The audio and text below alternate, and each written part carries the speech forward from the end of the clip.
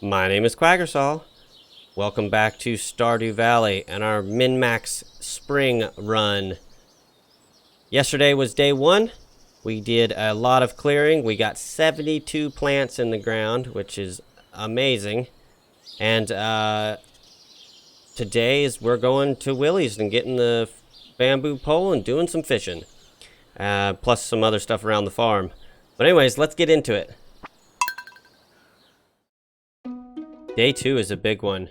It's going to be our first day fishing, but first we need to take care of a few chores around the farm.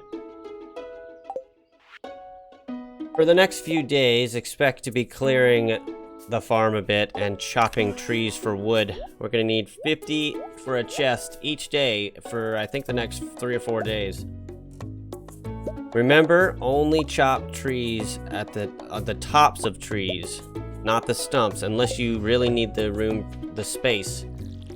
The reason for this is that the tops of trees are much more energy efficient. For each 2 energy, I think it is, you get 1 wood, instead of the stumps, which is like 1.5. It's quite a bit more efficient to chop the tops of trees. Also, if you're gonna chop trees, make sure you chop one of each type if possible. So you see the 3 types? There's the maples, the oaks, and the pine. Each one will give off a different seed, and when we combine those, we can make a field snack. Now, it might be a little difficult to find the trees you need because pine trees are the most prevalent on the farm as a whole, but as you can see right here, it's mostly maple with a little bit of oak mixed in. Oak are actually the most rare on the farm and in Stardew Valley in general, and of course they're the ones we want the most of because eventually we'll want the most of because they give us oak resin from tappers. But anyways, let's clear and get started chopping some wood. Now, you might wonder why we would do chopping of wood at different times instead of just getting it all out of the way. And there's a couple reasons for that. One, we don't have the energy to do it. It's an energy-intensive task to chop trees down. But even if we did have enough energy, it wouldn't be a good idea because of the seeds. We're not getting a lot of seeds here, but we got 1 or 2. We got 1 maple seed there.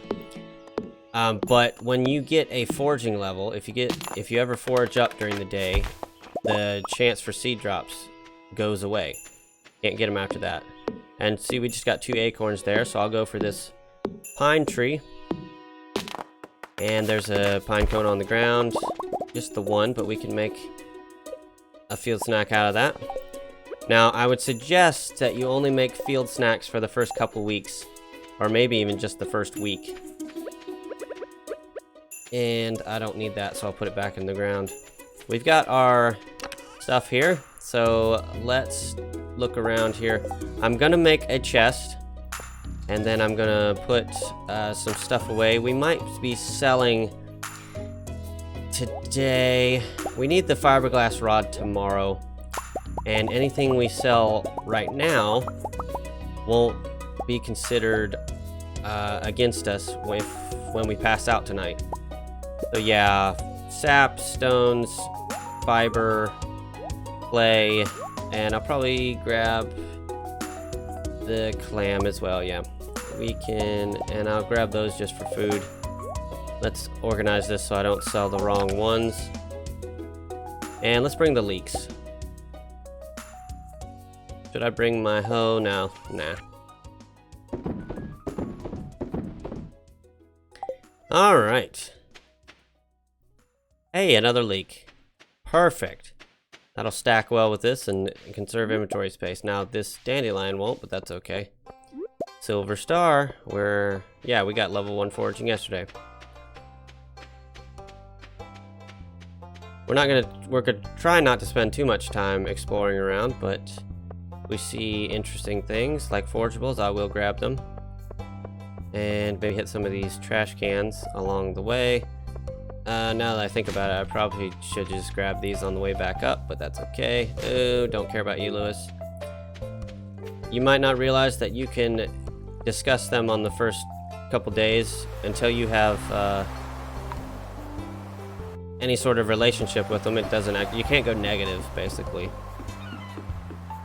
Alright, we got our rod. Here's another. I should actually probably have left that there. We'll be back out here in the morning. It would have stayed. So now it's just going to clog up my inventory. Alright. If you don't know where we're headed... Oh, I do want to grab that. That's going to be very useful later on. To make refined quartz out of once we have a recycling machine. If you don't know where we're headed, we're going to the mountain lake. It's pretty standard. One of the best places to fish in the game is the second island in the mountain lake. The fish there are pretty decent, especially considering what is available in other areas in spring. And we can sell the largemouth bass and the bullheads and eat the chubs. And carp are good for perfect catches. And let's get our first fish here. If I could pull off a perfect to start with, that would be great. There we go. It's a carp. Alright. We'll be catching a number of those, I would imagine. Alright, so we brought a good amount of food, but our priority here is to use our time efficiently and fish here all the way until midnight, 2 a.m. really.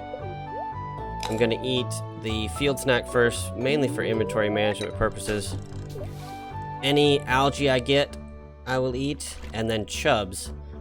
Chubs are good for eating. Yeah, I didn't bring any spring onions or anything. I think we're out, actually. That's no big deal. So yeah, some people think that carp are good to eat because they sell for not, pennies. But actually, the ratio of gold to energy is actually the best on chubs. And I believe smallmouth bass, but they're in the river in the town and nobody fishes there. Unless they're just messing around. There's a salad threshold ratio that they talk about, the more hardcore min-maxing guys.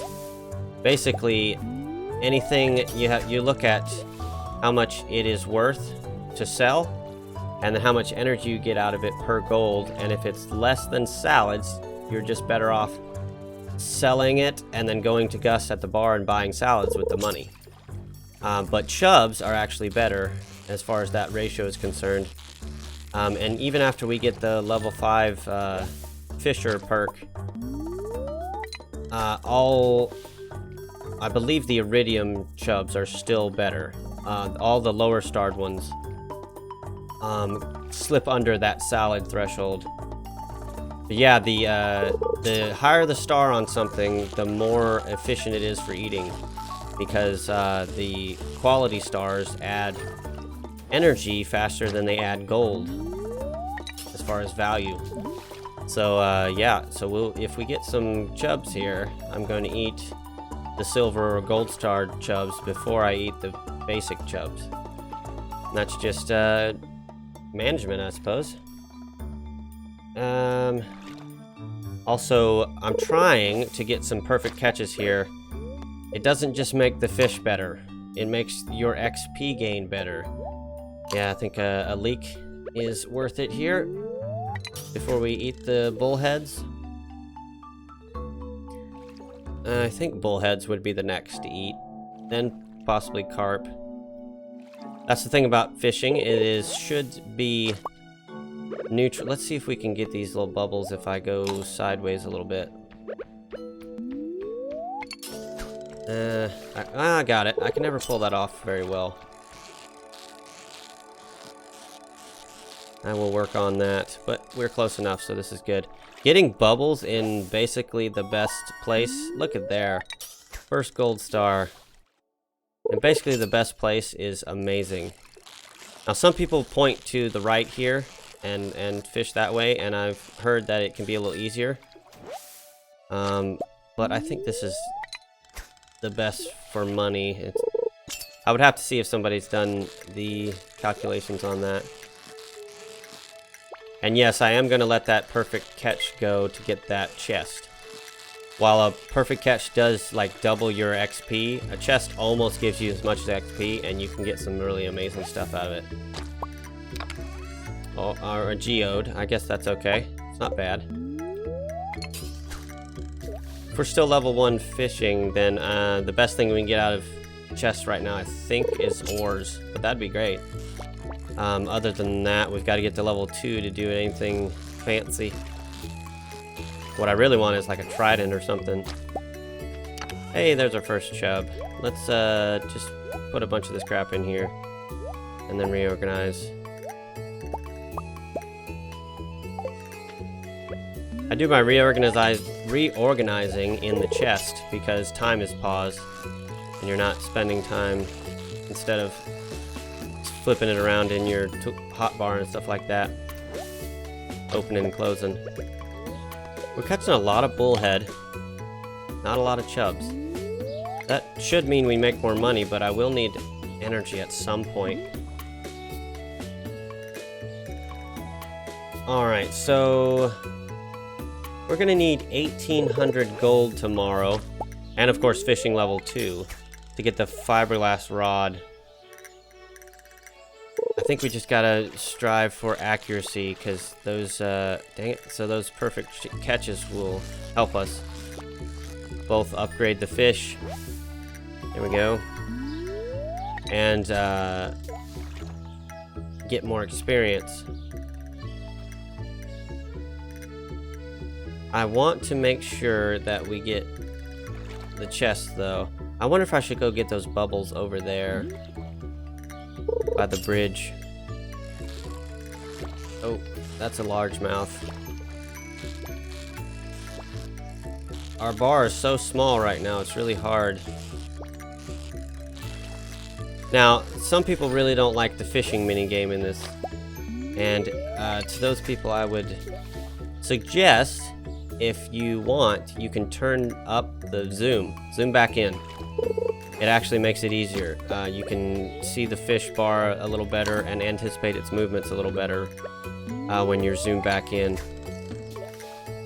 So yeah, just turn it back up to 100 zoom while you're fishing, and you should have a little better time. Fishing. I actually find the fishing game pretty fun in this. After I got over the initial frustration with it being difficult.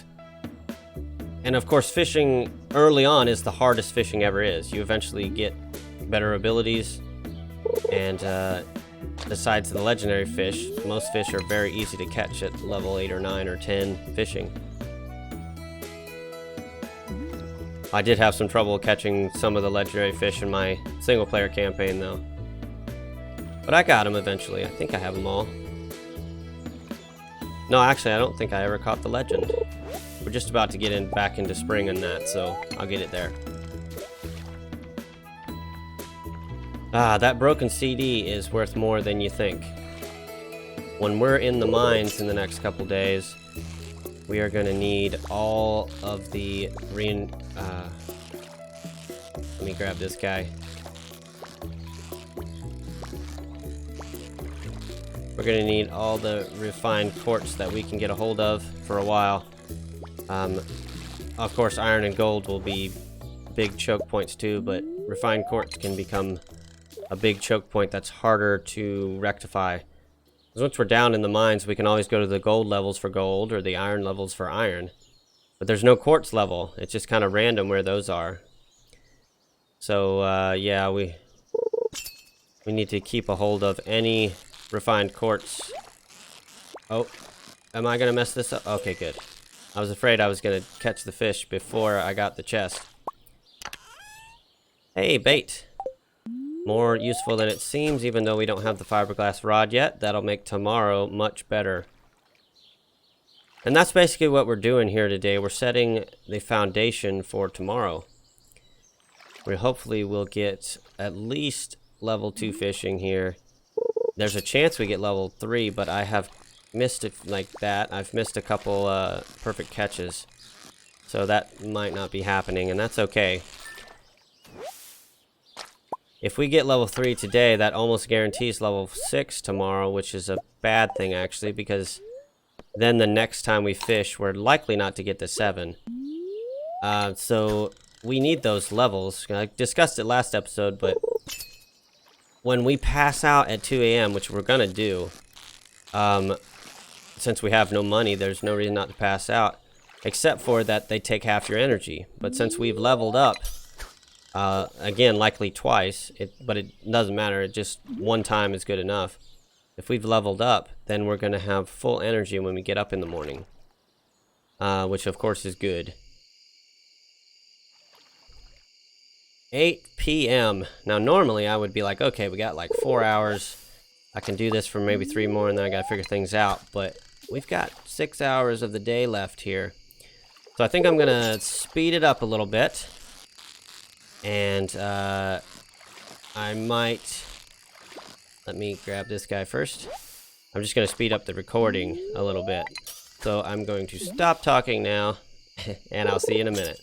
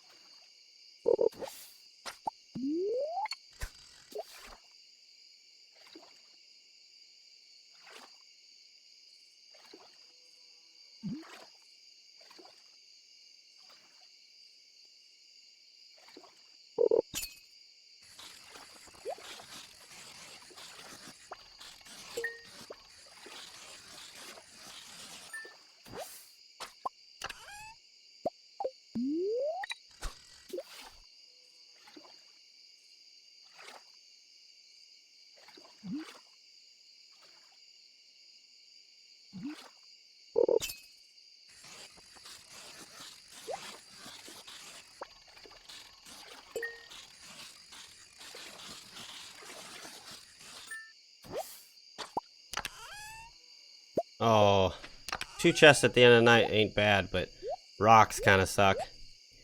Alright, so as the day starts winding down, you need to make sure you have the best things on you before we pass out. Take any bait, anything you can sell to Willie tomorrow is basically what we need. And hey, yeah, we'll grab some of these bubbles, see if we can get a catch or two before the end of the evening. There's no harm in leaving the pole out here if you are confident you have 1,800 gold worth of fish and combined with whatever you sold earlier. I'm going to back up so that our cast is a little farther. That's got to go in the trash. Here, we'll make a little room in case we get another fish. Now, I could take a risk here, and if I catch something, trash my pole. But let me do some quick math. That's a lot of bullhead. We don't have a lot of largemouth, though. I'm estimating we sold 400 or 500 worth of the other. Nah, we don't need it. We didn't catch anything. Let's head back. I don't know why, but yeah. There we go. We'll pass that on this bridge. Alright. Level 1 and 2 fishing. I'll see you tomorrow. Wait, what did we get here? 419. That'll do. That'll do.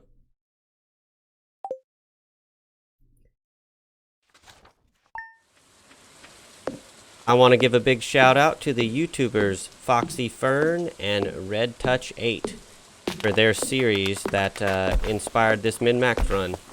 Links to both their channels down in the description.